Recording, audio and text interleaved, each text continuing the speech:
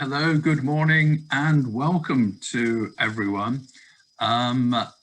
This is an event, a webinar organised by the Egyptian British Chamber of Commerce, and our online platform is the Trade Accelerator that you will see the tags for coming up all the time. Today is a chance for you all to get an overview on the new association agreement between the UK and Egypt. In some ways, what we're seeing carrying on at the moment is pretty much business as usual, but there are challenges and changes in the agreement, in particular how this agreement now sits along with the UK agreement with the EU, because there are certain differences in that, and we'll be coming to those further on. In this, I'm really pleased that we've got such a strong panel this morning, and I'll introduce them in just a moment. But what we're also looking for is input from everyone who is watching so that we get the questions. But one of the things we feel very strongly about as the Chamber is that we're actually here not to talk about principles, but the practicalities of business. So we want sort of real questions, real problems that if those come up, we'll be happy to get you some answers.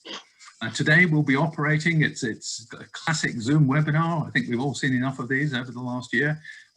So we'll be using the Q&A button on the screen, not the chat button.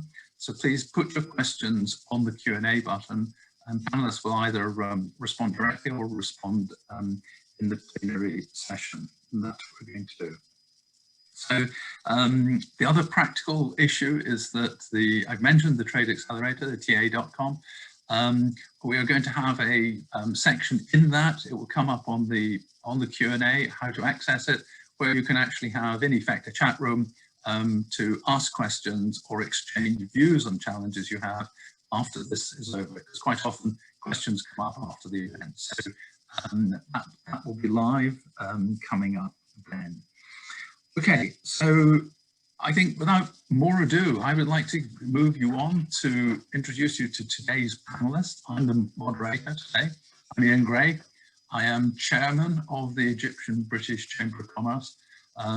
Many of you have known me from many years working in Egypt in Vodafone, and I try and help the Chamber where I can. The first speaker that we're going to have today is Paul Mullard. Paul is a senior economist with the Foreign and Commonwealth Development Office with 30 years of frontline experience in developing countries. But for the past 3 years, what's important is Paul has helped to transition nearly all the association agreements covering North Africa and the Middle East. His experience is extensive, and he's covered a broad range of issues, whether macroeconomic and sector analysis with the IMF and the World Bank, but also, importantly, developing trade and private sector policies and programs, both for DFID and the DIT. So we have very much someone coming from a government background on that. The next speaker is going to be Sharif Shawki. Sharif is the tax leader for both Kuwait and Egypt for PwC in the Middle East. 23 years of experience in tax, and many people think tax is boring, Sharif. So, you know, congratulations on managing to survive that. Primarily serving multinational and national clients, and expert in tax restructuring, tax planning, for all sorts of businesses, as you might expect, whether it's from financial services to pharmaceutical, oil and gas to retail, basically everything from manufacturing, construction and service companies. We're then going to go on to Professor Michael Gaziorek, who is the director of the UK Trade Policy Observatory. Now, Michael is also Professor of Economics at the University of Sussex, and I suspect that's your main job, Michael, but he is also Managing Director of a spin-off from Sussex known as Interanalysis. And that's a company supporting trade policy and trade negotiations, in particular for developing countries.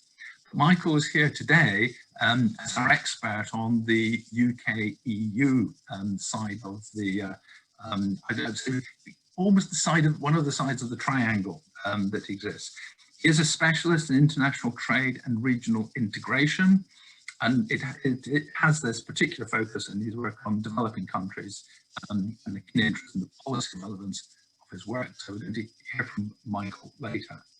And last but not least, we've got Paul Writing, who is the trade training manager from the British Chambers of Commerce. Basically, Paul helps deliver for the network of Chambers of Commerce. He's delivering the international trade services to the business community, with a particular emphasis on export documentation, which clearly is something we all have to get right. And I think, Paul, it will be perfectly fair game if at some point you actually want to plug the Chamber's series of trade one-day courses for people who are tuning in to learn that. And it's not just operating in a chamber.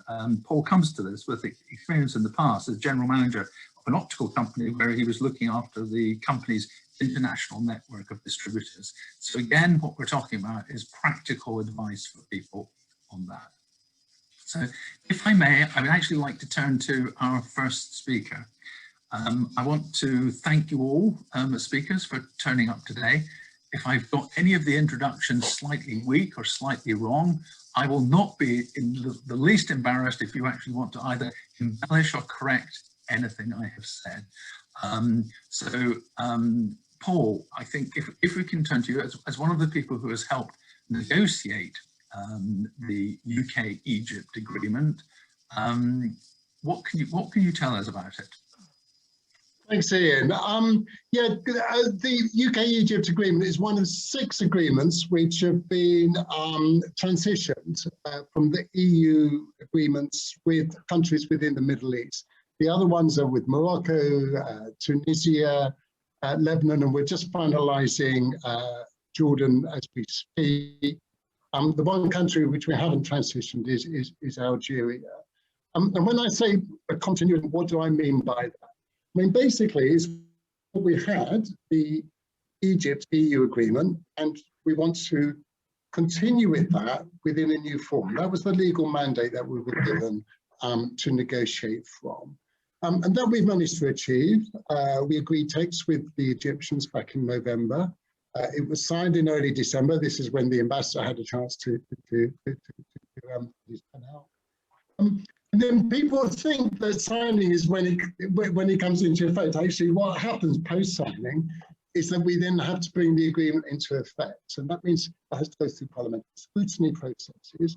And because the agreement was signed in December, a parliamentary scrutiny process takes a minimum of 21 days. Because of recess in the UK, we had to provisionally apply the agreement for the 1st of January. And it came into effect. So we finally did all the paperwork, but the agreement. So the agreement's there. And as I say, it's a continuity agreement. You should see very few changes from the characteristics of the new agreement. One is what we call it's a short form. So we have the EU agreement here, and the UK agreement sits on top of the EU agreement. So that's what we mean by short form. And it is very short. It's just 5 pages plus annexes. So it's a very, very short agreement.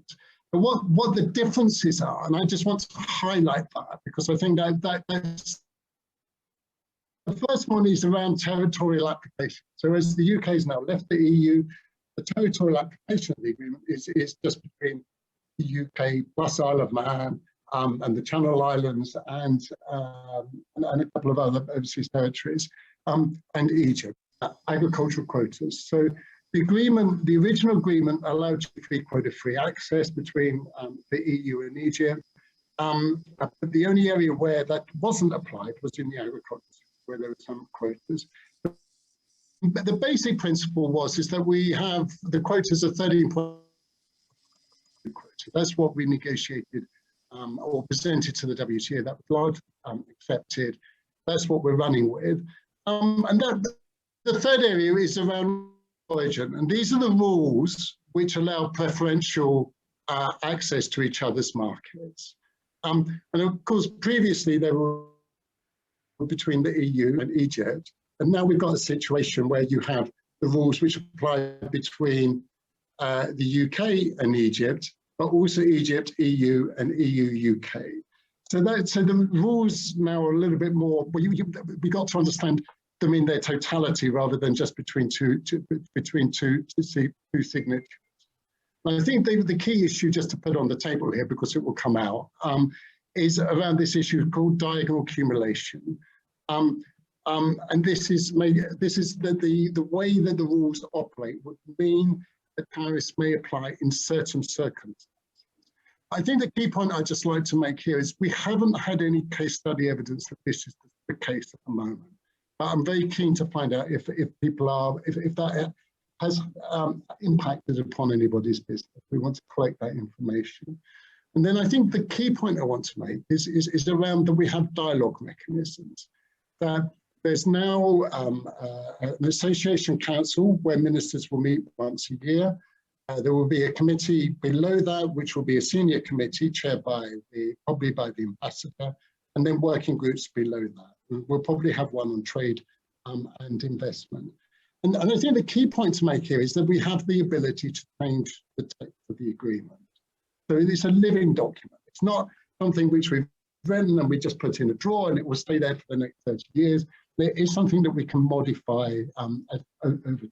I think that's the key point which I want to share with you, and to make sure that business is really aware of that. So if there are issues you want us to raise, then we have an ability to be able to do that.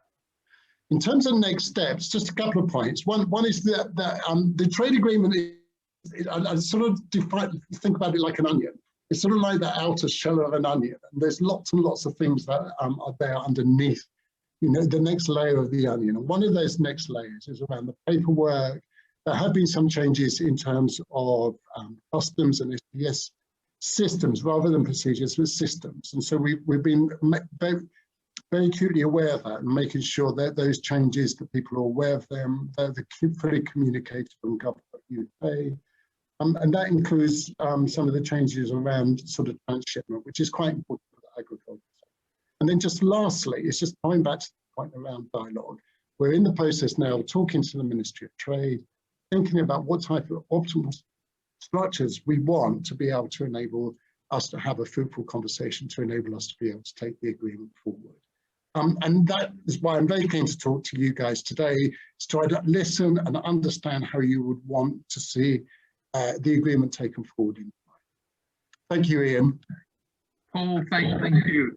Actually, Paul, I'm going to ask you, we're going to do some Q&A when the panel have finished, but I'm going to pose you a difficult question for someone in government. We're allowed to ask it says, in your conversations with the Egyptian government, you're now having, do you think that it's with a sense of cooperation? So we're actually working with a joint desire to make things work well, or are you finding it blocks and bureaucratic?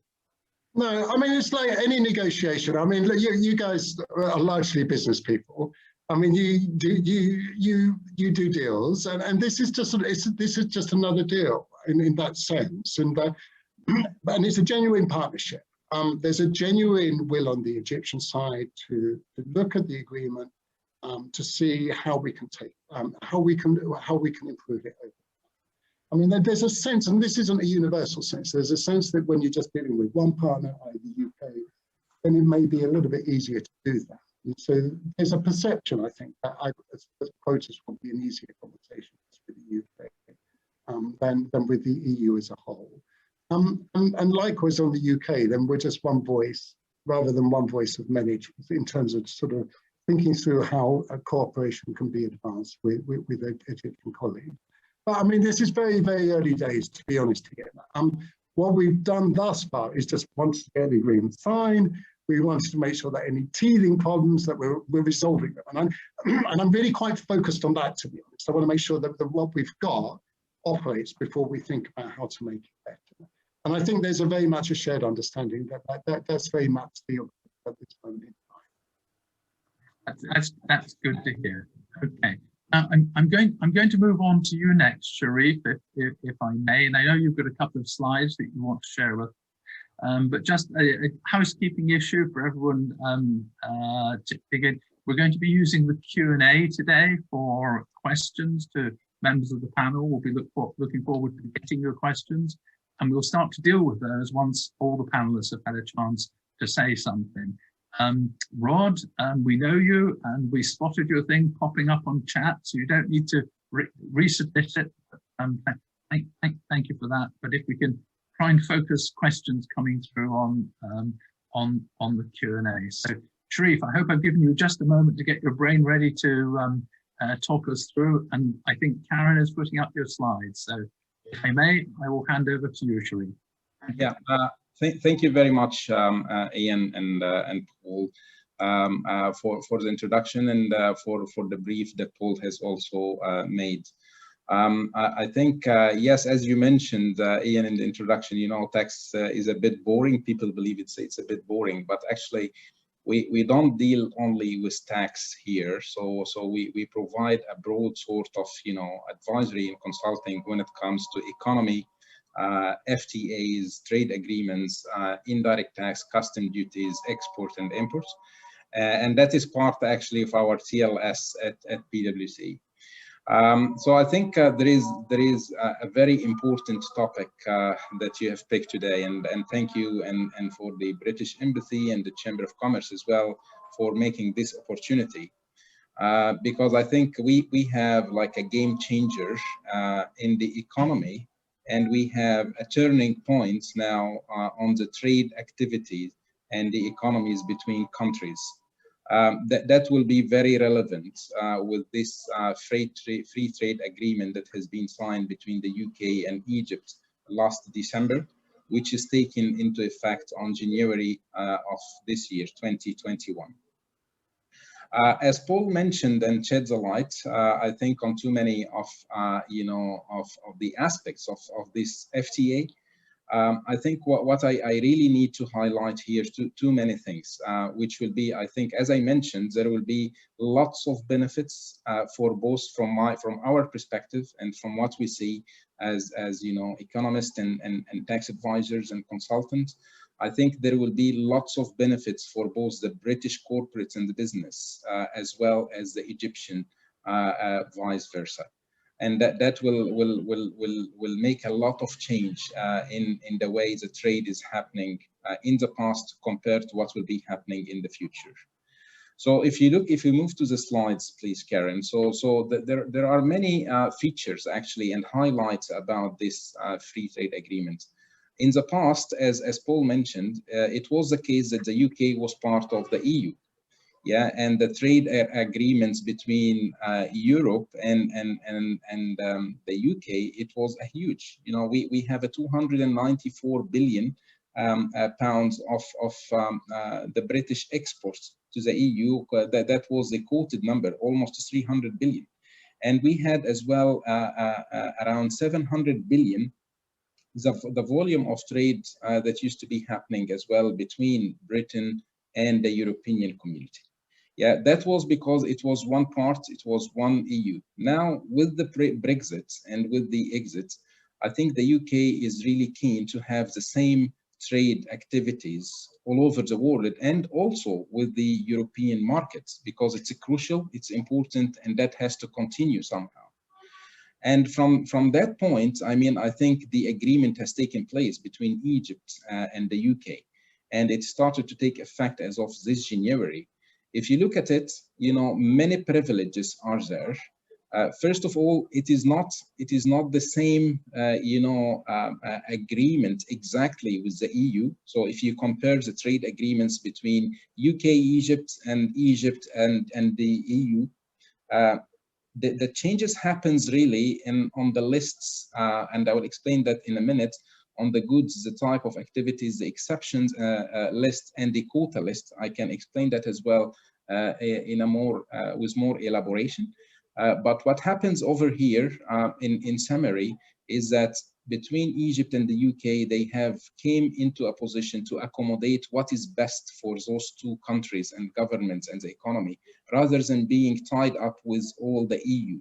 So there is more flexibility in the way that the free trade agreement has been amended now, with more liberty between the countries, depending really on the goods and the trade that can be facilitated between the two, both governments. And that will really help, because this is what the British business needs and what the Egyptian market is in need as well for. If you look at the trade agreement, there is liberation now in the trade between Egypt and the UK directly, as well as after the Brexit there is lots of changes, so there will be much more off trades activity. And I think that the list of goods as well has changed, as I mentioned, to accommodate with what's exactly the needs for both markets.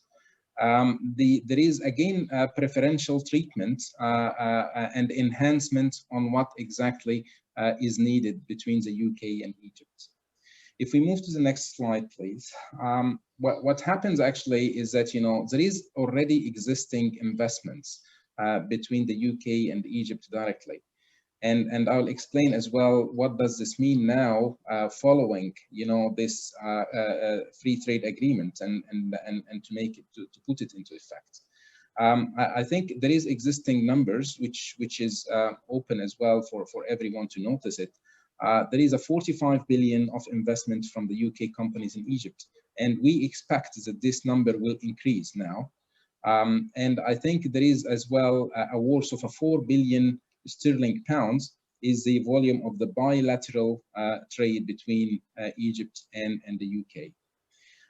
Apart from that as well, the UK Export Finance Agency is already financing the construction of the monorail lines in Egypt with a worth of 1.7 billion pounds. And there is as well many forums where they get together on exploring, the investment opportunities. One of them happens every January each year between the UK and Africa, and that really opens up, the opportunities and where are the exact needs in the trade activities in general. But let me move ahead now and explain, because for the sake of time. I think what we have over here, in the past, the trade was happening between the UK and the EU, and as well between Egypt and EU. So now the liberty of trade between the UK and Egypt will create lots of opportunities. And what I mean by that is now with the developments that everyone is witnessing in the Egyptian market, and the growth on the GDP and the mega projects that are taking place, including monorail and infrastructure project construction, oil and gas, and each and every sector.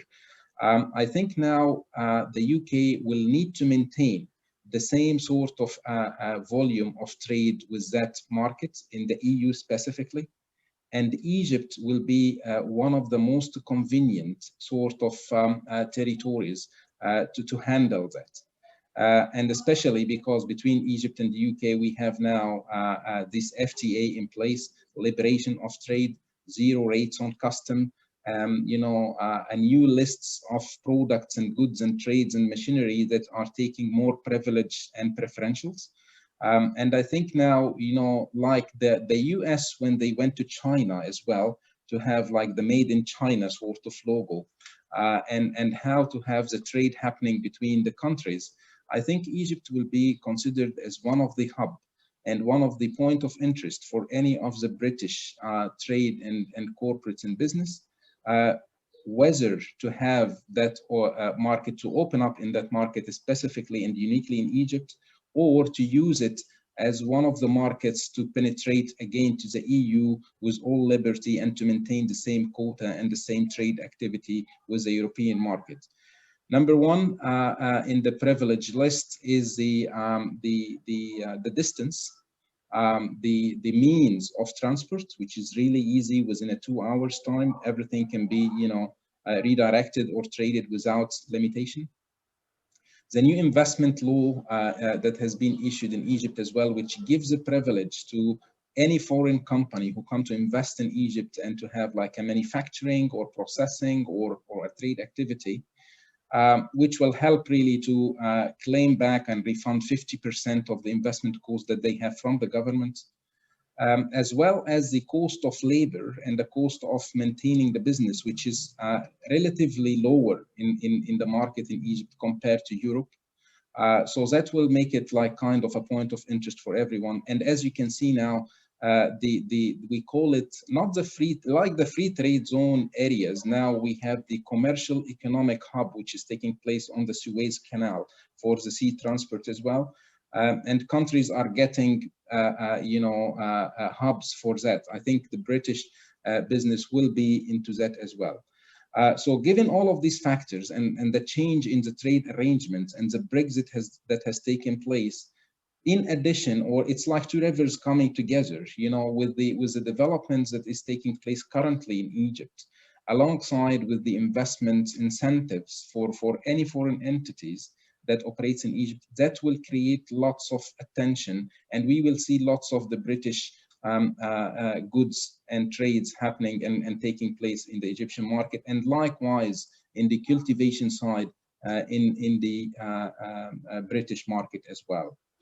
I think as well, I'm very conscious of time, so in a nutshell, very quickly as well, on the tax side of that, if we need just to connect how that will make a difference for the economies. If we move ahead with the slides, please, Karen, there is already existing tax treaty for avoidance of double taxations as well with the UK, between Egypt and UK. And now we have an FTA, direct FTA between the two countries. And we have a leverage of incentives on the tax side, which can help a lot on attracting that kind of business and have a more intense kind of activities, with a reduced tax rate, specifically on the royalty, the interest, the services, all of that. It gives, a reduced tax rate of almost, 15 to 0% on many of the activities. In addition, to the zero rates on the custom duties, as well as the third component I just mentioned about the new investment law and the benefits and the free trade zone areas with the infrastructure project. If we have all of that, and if we look at it, I think that will really be a game changer, and it will help a lot in both economies, trade activities, goods and services, which will be traded between the two countries. So I think with that, I will turn it back to you, Ian. I think I consumed more than the 5 minutes. But happy to take any questions, definitely. Tariff, look, thank you for that. And thank you also for the overview of and explaining to many people why we in the Egyptian British Chamber of Commerce believe Egypt is such a great place to look at as a gateway to being able to do so much both within the country with the growth and the economy and the links through. But if I may, I will now move on to Michael. And Michael, I think what I'd be grateful for from both you and Paul is I mean, I'm not expecting you to cover all 1,200 pages of the UK-EU agreement in a short time. But maybe just some pointers for people, in particular some of our Egyptian companies who are here, even if only to know, here are things to watch out for, and here is the direction to look in to get to answer questions and things to watch out for. So if I may, Michael, and will you also please, Mike, I introduced you as the director of UK Tpo, but I didn't say what it was, so perhaps you'd like to tell us all. Thank you. Okay. Good morning, everybody, and thank you very, very much for inviting me to this fascinating webinar. So I'm Professor Michael Gasturek. I'm an academic economist working at the University of Sussex, and I'm also the director of the UK Trade Policy Observatory. So the UK TPO was established the day after the referendum. And it was established because it so happens that at Sussex, we probably have the largest collection of academics working on issues of international trade across law, economics, and business studies. So we have many years, probably about 30 or 40 years of experience of working in trade. And so the aim of the UK TPO was to engage very heavily in the public debate about future UK trade policy options and the impact of making different choices on the UK economy. So we undertake research, we engage with government very heavily, we offer lots of advice to various departments and civil servants, we engage widely with the media, with other academics and researchers. We're informing and scrutinising the trade policy debate in the UK, and that's kind of what the UK TPO does. I should say also, in terms of my own background, I have a long-standing interest in the MENA region. Some of you may have heard of the FEMIS network, which is a jointly run network between the ERF in Cairo and up until recently the Institut de la Méditerranée in France, which engages in research on EU-Med relations, and I've been a member of the board of directors there for a long time. Let me move on in the interest of time to talking about the agreement between the UK and the EU and the implications for UK-Egyptian sort of trade relations. Let me say I've got 5 points to make, and I'll try and be as rapid as I can. The first is that the agreement is unusual between the UK and the EU. It is unusual because you think of a free trade agreement as liberalizing trade. This is an agreement which raises barriers to trade. We do not trade with the EU, the UK does not trade with the EU as well as it did before. And that's a very unusual set of circumstances. That's number one.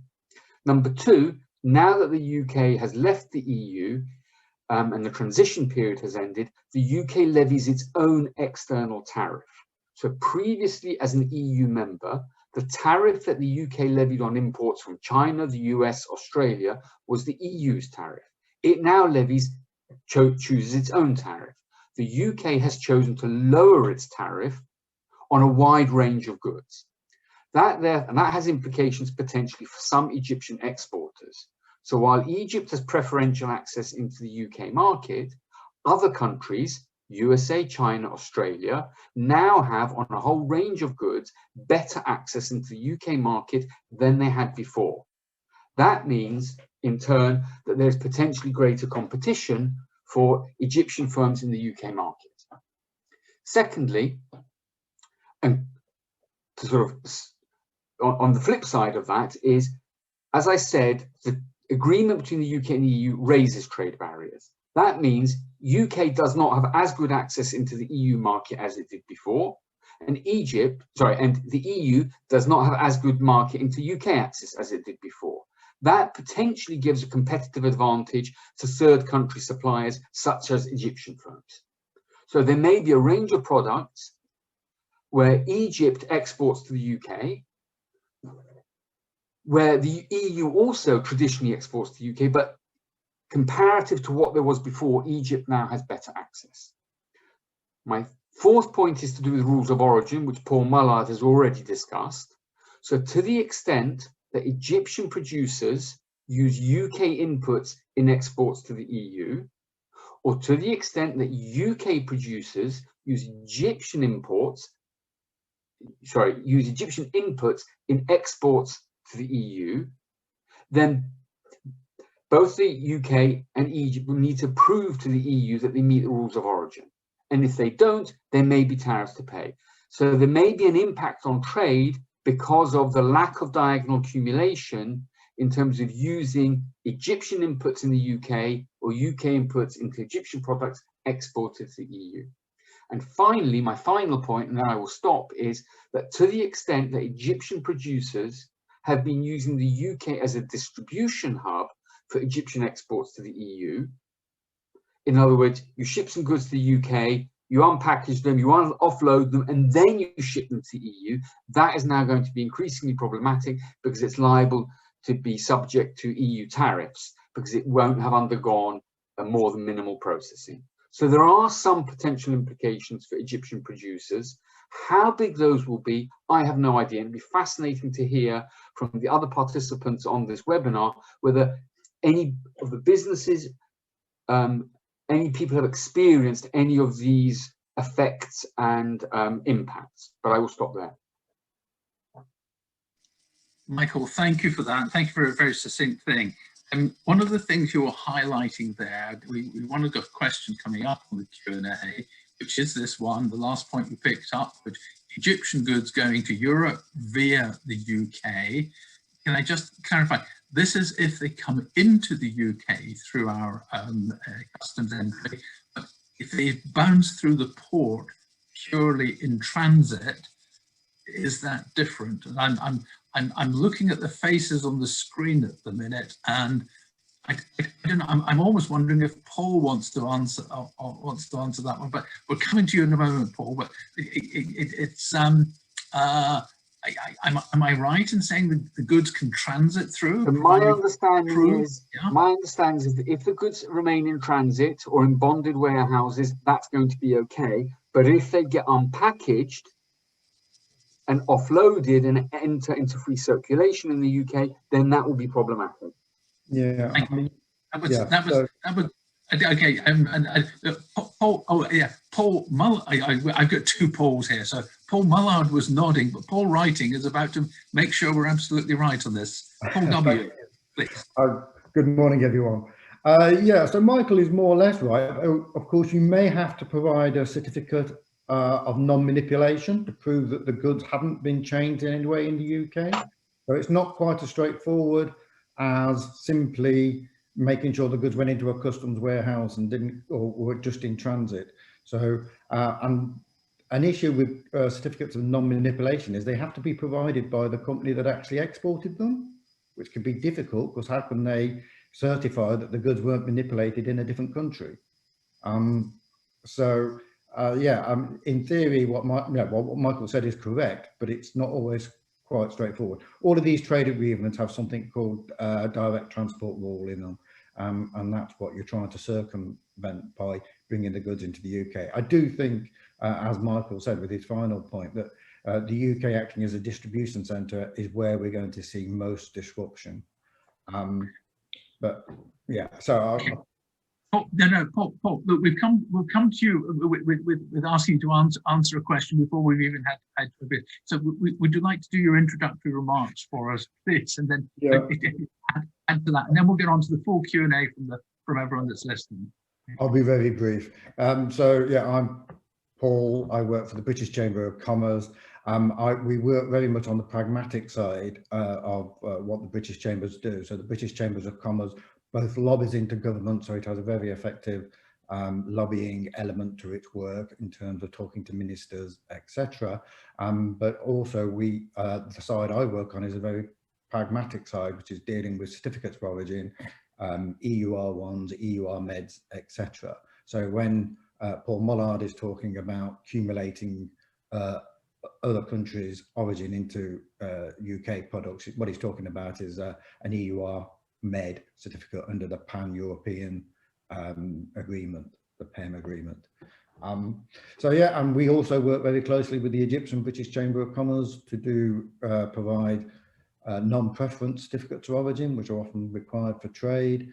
And I manage the system of training that's provided within the UK Chamber network as well. So we have a series of accredited 10 one-day courses that people can attend to get a basic understanding of international trade. And we're also currently running some very successful courses on how to complete customs declarations, because obviously that's a novelty for a lot of companies that I think it's about 146,000 companies never had to do customs declarations before.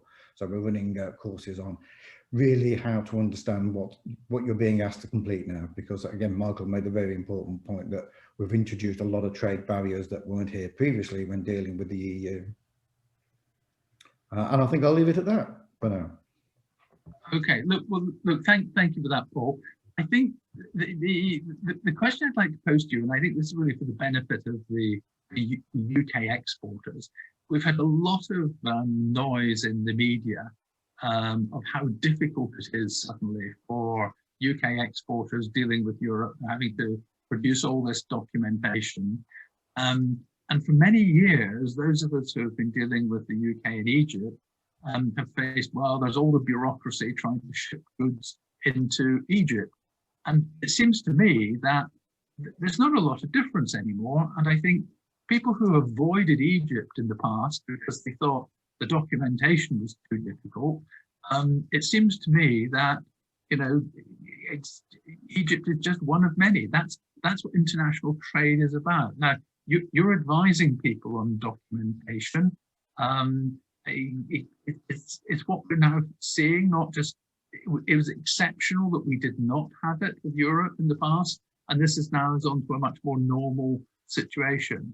Would that be a fair description? It would. I mean, obviously, for 40 years, we've been part of the single market, which is where we aligned regulations and chose to align regulations with our other European partners, which meant we didn't need the paperwork because we applied a common tariff, we applied common regulations, so there was no need for the additional paperwork.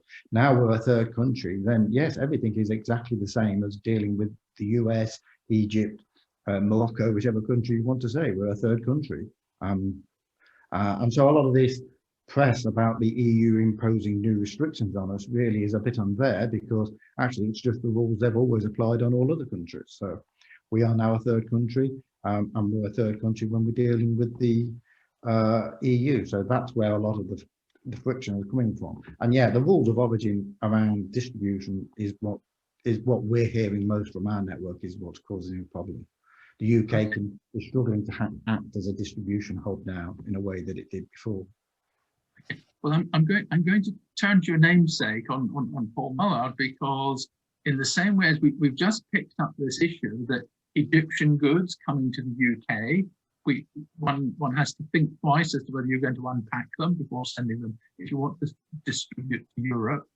What is the position on things like the free trade agreements that Egypt has through either out into the Gulf or into the rest of Africa?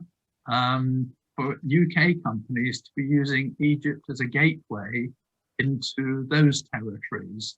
I mean, having got over the border in Egypt, does it then become an easier thing to be able to export and trade with other parts of Africa and the Gulf, perhaps? Yeah, no, thanks, Ian. I mean, I think one starting point is what we've negotiated thus far is a continuity agreement. So going back a little bit to what Michael said, is that there is some steps backwards, but largely what we've got is continuity agreement. And picking up what Tariff said, it provides a platform for stability. We don't have tariffs being applied on goods to the UK. I didn't make that point earlier, but I think it's quite an important point to make. So that it provides a great deal of certainty for most businesses. And that's what we're aiming to achieve. And that I think is what we've achieved. Now, there are certain issues which we've discussed a little bit around rules of origin and making sure that they operate. And it's quite complicated. And there's lots of different examples. So I'm getting quite a lot in the chat bar. It depends on the product, the level of transformation, whether it's unpacked, packed, etc. So there isn't an easy answer. You've got to look at the very specific question to be able to answer the questions. But what I will say so far is we've seen very, very little evidence that the diagonal accumulation issue is having an impact on trade or triangular trade between EU, UK, and Egypt. But we want to use this as one forum to find out more.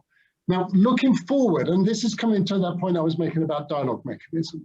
Looking forward, what we want to try to think about is how we can position Egypt or other countries actually within MENA as well to think about how it can benefit from what I call overlapping trade agreements.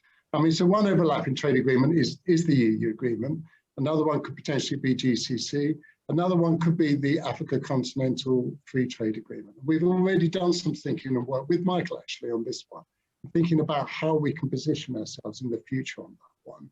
Now, this is very much a long-term vision rather than something I think that there will be immediate opportunity. But certainly Egypt is very, very keen to position itself as a gateway to Africa. You know, production of vaccines, potentially using that as one gateway to make advantage of the agreements that Egypt has with the rest of Africa. So there would definitely be opportunities there. And if you or companies, membership, feel that there are things that you see that there are opportunities, we're very much would welcome to hear about them, to see how the trade agreements can sort of help to be able to support that type of partnership. Okay, thank you. And there is. Can I just recommend to those watching, and that there are quite a few things coming up on the Q&A. The way this works is that I think we have to, at risk of sounding patronising, Paul Mullard has been exemplary in keeping on looking at the screen, but still answering a lot of the questions.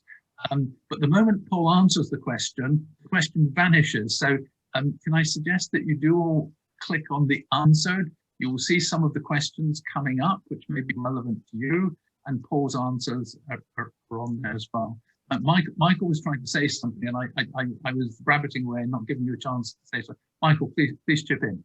Thank you very much. I just wanted to follow up on what Paul has just said, and I basically agree quite strongly with him. I think there clearly is opportunity potentially for Egypt to be a bit of a sort of a hub or a gateway for accessing other countries, possibly in Africa and beyond. In particular, given that under the continuity agreement, there's a signing up to the pan-European MED accumulation rules of origin, which might help exports via Egypt into other countries. So there's clearly scope for that. I also completely agree that I think it's unlikely that the lack of diagonal accumulation between the UK and the EU is going to have a big impact on Egyptian businesses. I would find that surprising, so I'm not surprised that Paul is saying that so far there's been little evidence of that. I would have thought more of a potential opportunity for Egyptian businesses is what I was saying before about the rise in trade costs between the UK and the EU. Let me give you one example and then I will stop. Egypt's top export to the UK are insulated electric conductors. 50% of those currently come from the EU and about just over 8% from Egypt. So this is a product which is Egypt's top export to the UK. UK buys a lot of this from the EU already, but the EU is going to face higher costs of exporting to the UK. This is potentially an opportunity for Egyptian producers. And there are going to be other products like this. I think that makes a lot of sense. Can I sort of between guys, what about the opportunities? We touched on the agricultural quotas earlier. Egypt is obviously particularly good at producing summer fruits rather earlier in the year than the UK. You know, we see our strawberries turn up from Egypt quite often, and then a month or two later they start turning up from Spain. So I mean, I don't know whether sort of you guys would have a view as to whether for agri producers in Egypt, this is, you know, an extended season where clearly the shift has come from the cost of shipping the goods, or I don't know whether our EU agreement means that in fact strawberries from Spain are going to be no more expensive than they used to be. So are there any angles for agricultural products to do particularly well from Egypt, or maybe Paul Mullard will say no, but the quotas will stop that happening. So between Michael and Paul, can you help us a little bit on that, please? Let me quickly go first. I don't know what has been agreed on the quotas. Paul will know this much better than me. So my argument is, my point is going to be a little bit more general than that, but it's an extension of the preceding point. Again, if you think of the top agricultural exports of Egypt to the UK, I believe it's grapes, oranges, things like onions and potatoes. Clearly, again, these are things that we buy from the EU. The costs of buying from the EU are going to get higher and more complicated. There is potentially an opportunity there for Egyptian producers, subject to those quotas, which I don't have the information on, but Paul might. Paul, one of our board members ships his seed potatoes from Scotland, grows them in Egypt, and then ships them back. So yes, I merely caution you on the basis that one of our board members may be listening in. So he may be very interested in anything you say from here on in. Yeah, no, I'm trying to be as honest as possible. I mean, it's quite interesting listening to what Michael says. I mean, to be honest, Ian, what we've focused on this thus far is getting the agreement in place, talking to business and government to make sure that we're interpreting the agreement so that the trade can continue. That has been our primary focus thus far. In terms of that forward look, which is where I sense your question is nudging us towards what opportunities this may provide in the future.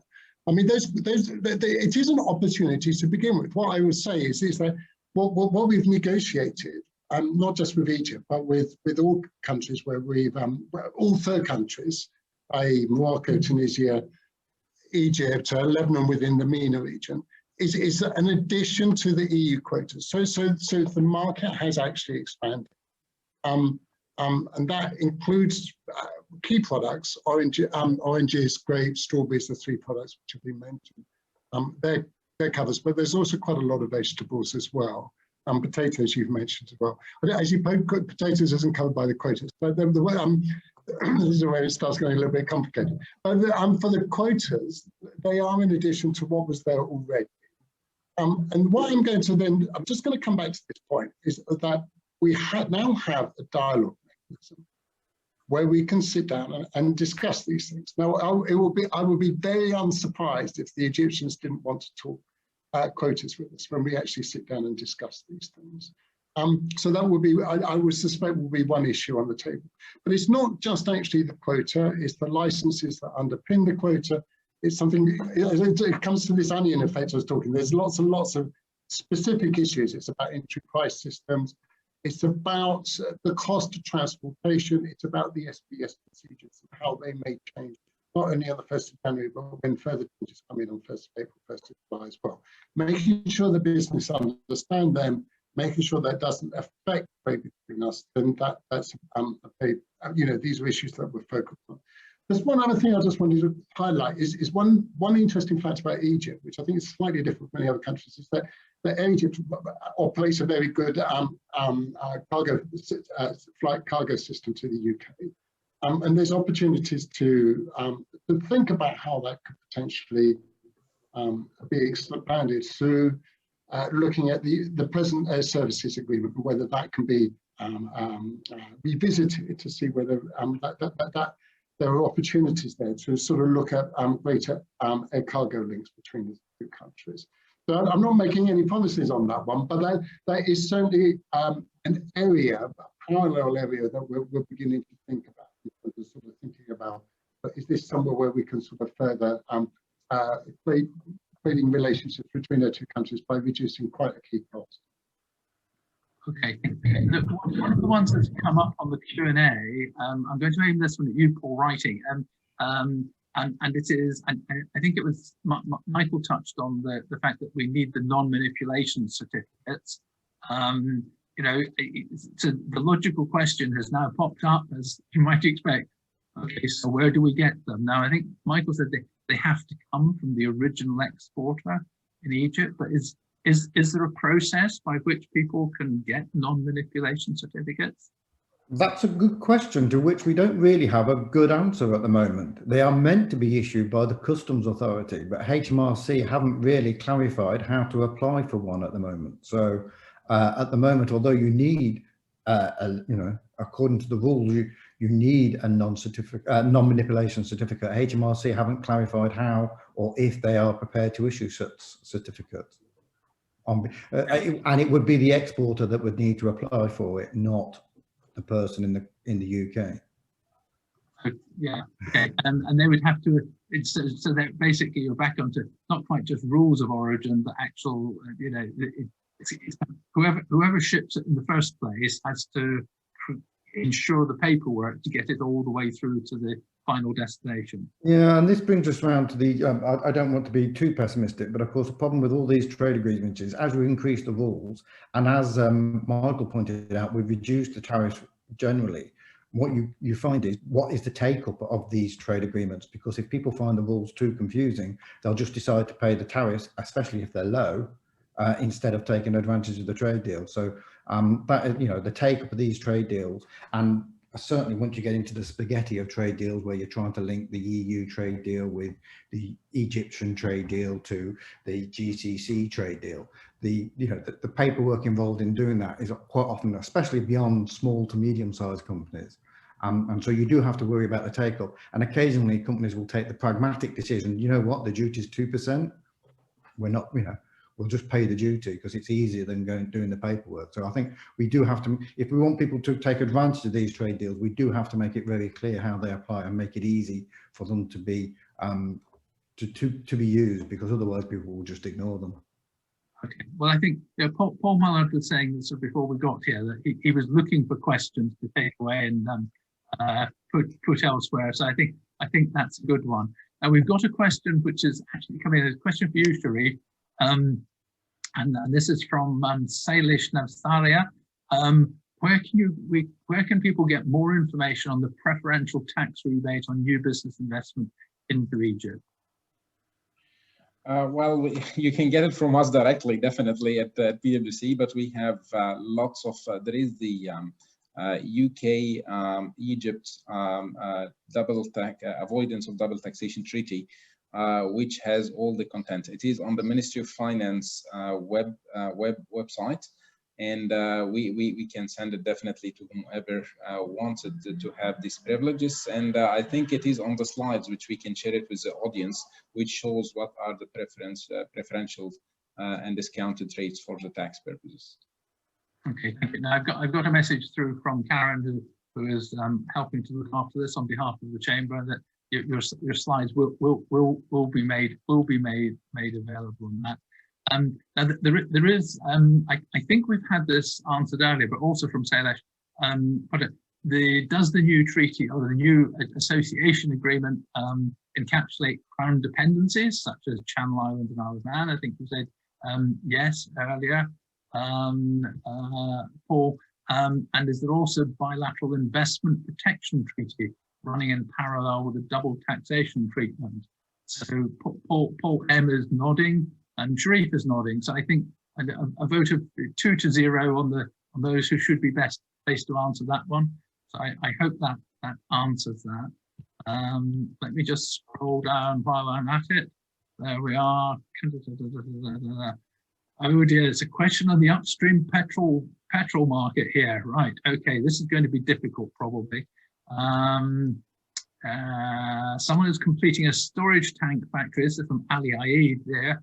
And they're completing a storage tank factory for which they want to export tanks to the UK and various countries.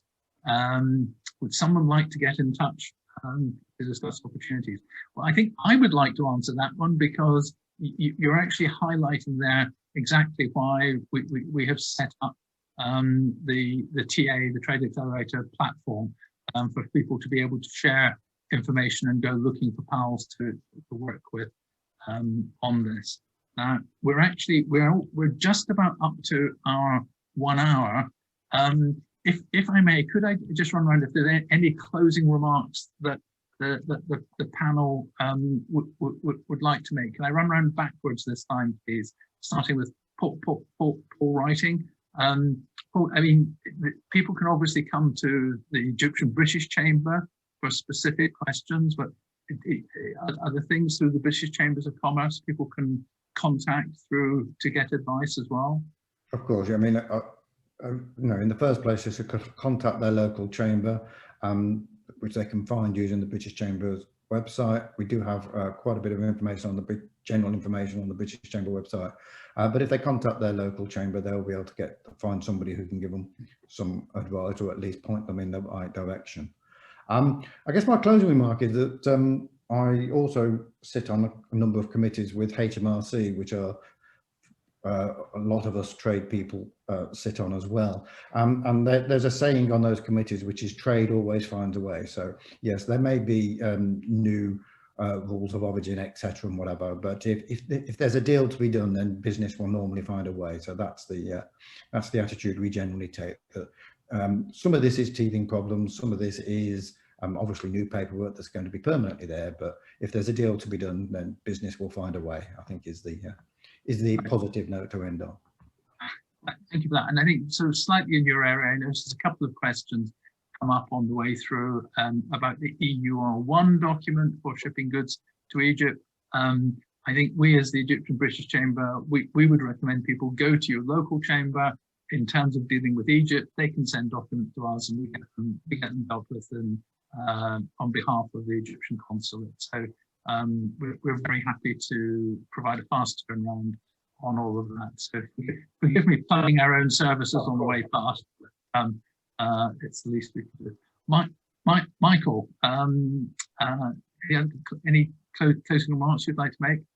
One closing remark briefly, which is something that hasn't come up in the discussion, which may, let me bring it up, which is COVID.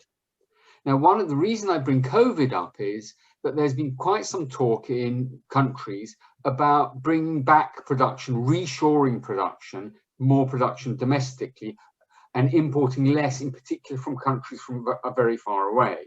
Now, I think that the reshoring argument is overblown, but one thing that I think we will see is firms diversifying sources of supply more and perhaps trying to buy more from countries that are closer.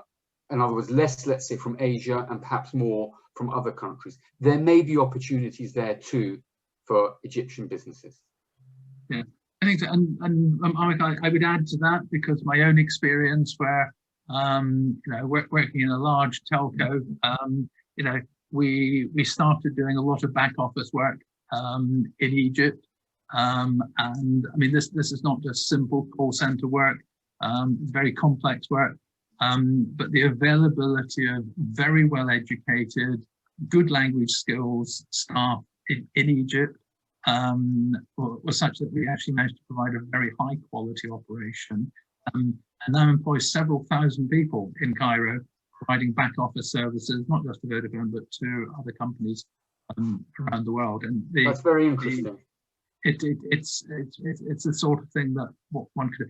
I can remember several years ago when we started with the first 12 people offering some help back into Europe. And, because it worked, and because the time zone is very similar, it made it in many ways much easier. And in fact, because the quality of language is high, you don't have the same sort of language barrier. So we felt very close to working between the UK and Egypt that way. Sharif, is there anything you'd like to pick up in closing? Yes, very briefly, Ian. I think thank you everyone for that opportunity, and thank you for all the speakers. As Michael mentioned, you know, the comparative advantage for the cost of the trade between the EU to the UK compared now to Egypt as a market, it will become much more expensive. With Egypt, it will be much more privileged in terms of the trade and the activities, the goods and everything.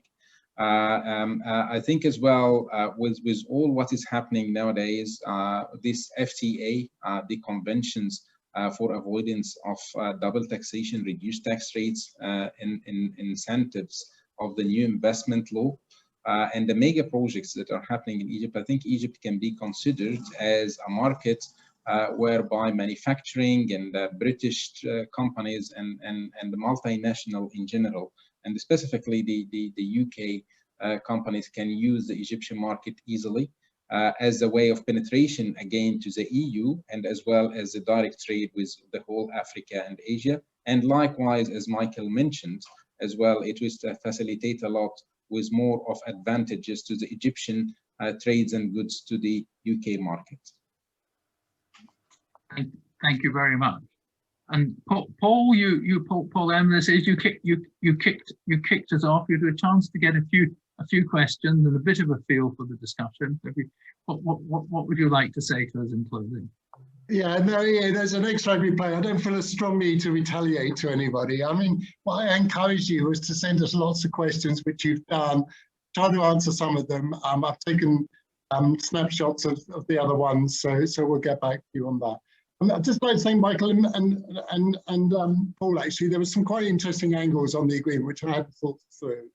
Just picking up on one of them, Michael, in terms of sort of the opportunities through COVID, actually. And we've been doing some work on that in terms of looking at PPE exports from Egypt to the UK and seeing Egypt as a base for that. So there, we are looking at some very specific markets where there may be opportunities, using overseas development resources to enable us to do that type of. So there are definitely opportunities. Thank you very much. Let's keep talking. Okay. We lost you a little bit right at the beginning, Paul, but we dealt with that, and you've been there and with us all the way through. So I'm glad the connectivity worked. And please don't tell me who the service was through. I can take the question. Okay. I mean, can I just say to first of all, to the panel members, look, thank you very much for your participation this morning. I've enjoyed the participative nature that we managed to get here, and I think you've answered some of the questions in people's minds, and I think you've also prompted some questions in people's minds. So I'm grateful to you for your participation this morning. On a practical level, for those watching, there is, and bang on time, in terms of the upcoming events. I think in particular, I draw your attention, we've got the business opportunities, talking about manufacturing and breakout in agriculture on the event on the 23rd of March that we're doing jointly with the British Egyptian Business Association in Cairo. But on the 25th of March, we're actually running a workshop on international trade with Egypt, where we'll actually be able to roll our sleeves up and actually go into a little bit more detail on this. And I think you may see some cases coming back from today to help us through that. So as the Chamber, as I said before, we're very happy to help with all the documentation that needs to go through. We've got those events coming up. The TA will have a chat facility to carry on with the questions here. And we know Paul and his team in Cairo will be continuing to monitor that and hopefully coming up, either coming up with the answers or going back to lobby the government to try and do a better deal. So I think we have to say on behalf of business, Paul, thank you for the deal that you've managed to do and get there by January the 1st, because it has actually, it has been remarkably painless considering the scale of change that has been going on. So I think from business, it's thanks from all of us to you for what you and your team have done. So thank you again to panel members this morning. Really am grateful for you, and thank you for your contribution. And I'm grateful for everyone who has tuned in to participate. So thank you all very much indeed. Thank you.